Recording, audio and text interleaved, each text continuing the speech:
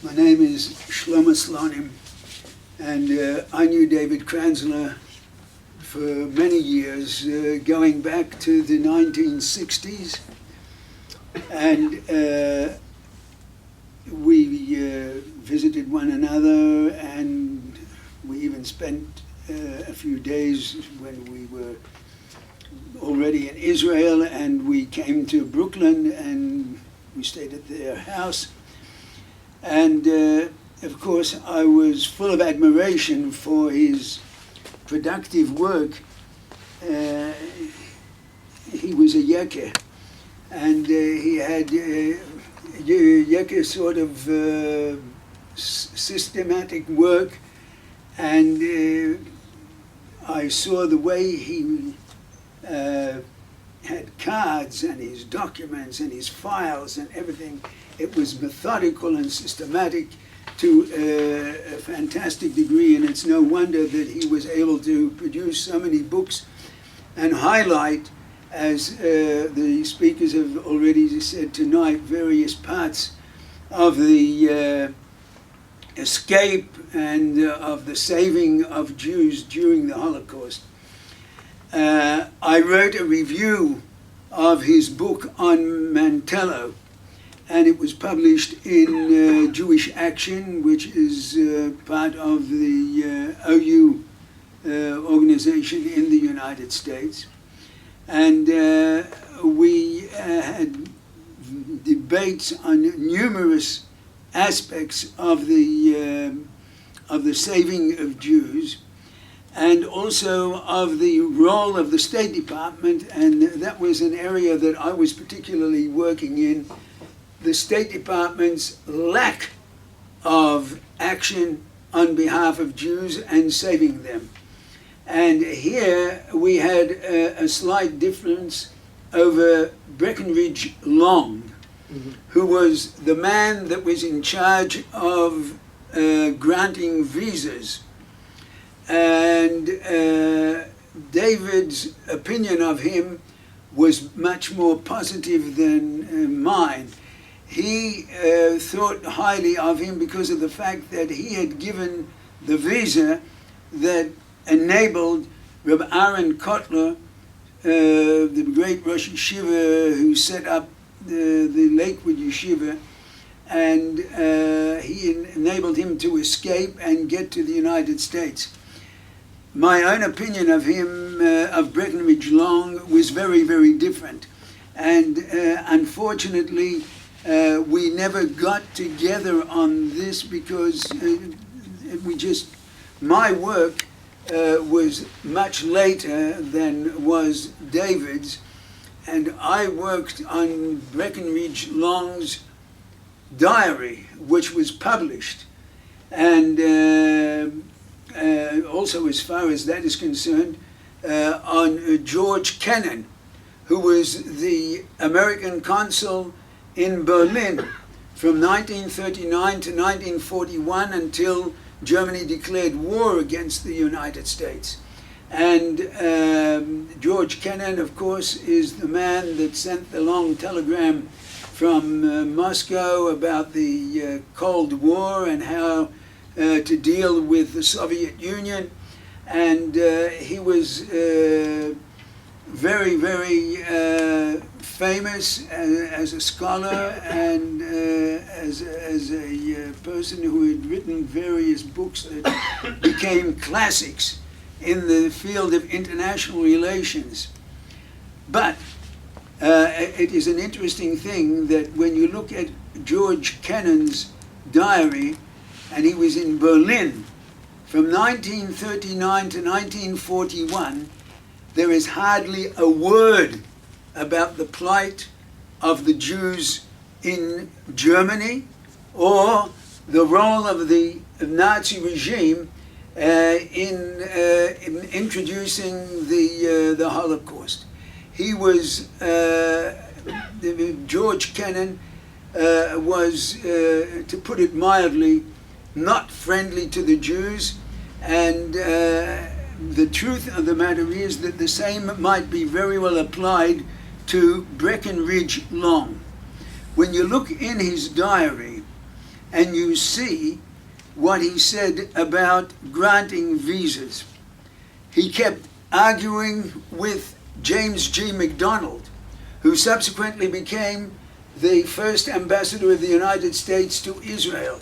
And James G. MacDonald had been the High Commissioner for Refugees in the 1930s until he resigned out of frustration because no country in the world was prepared to accept the Jews that were fleeing from Germany in the 1930s.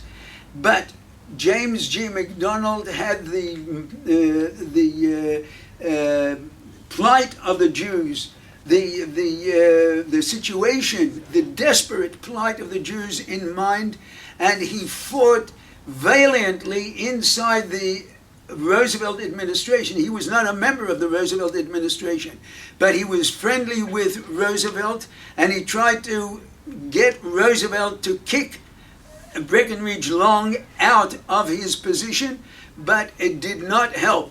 Roosevelt, when James G. MacDonald and Breckinridge Long had a meeting with Roosevelt, and James G. MacDonald told Roosevelt that he is frustrating the arrival of Jews in the United States.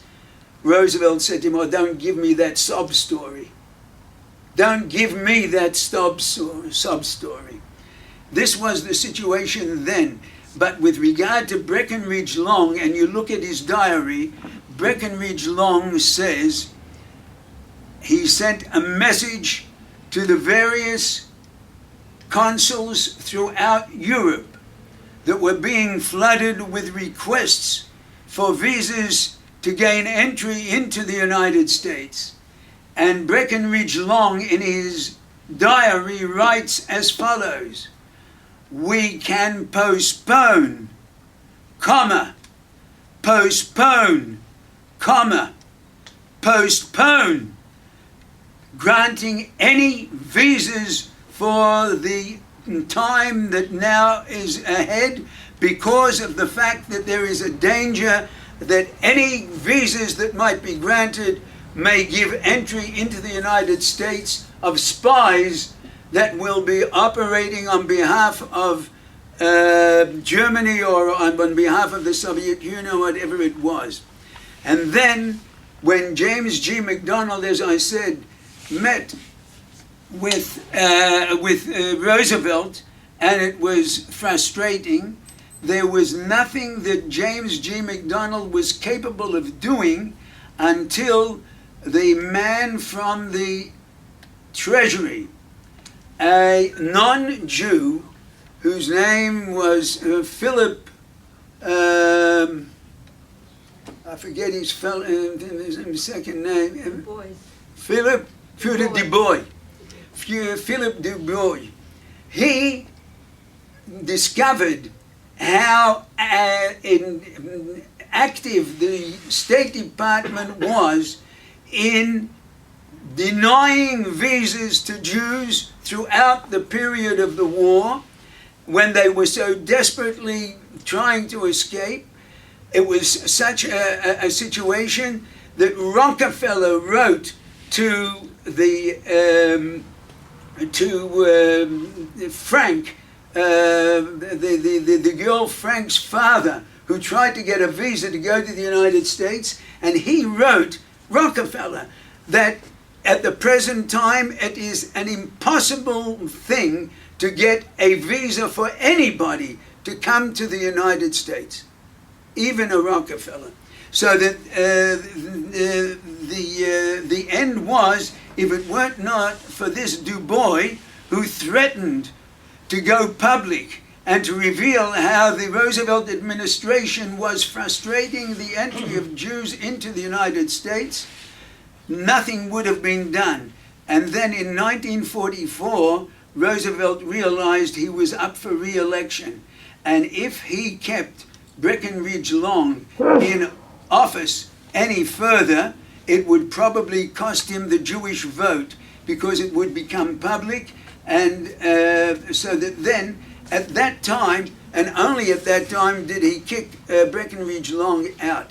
In any case, this is merely part of the saga that David Kranzler was very, very much involved in, and it is just sad that he died relatively young when he might have been able to produce many more valuable and important books that would have been a testimony to what had happened during the years of the Shoah.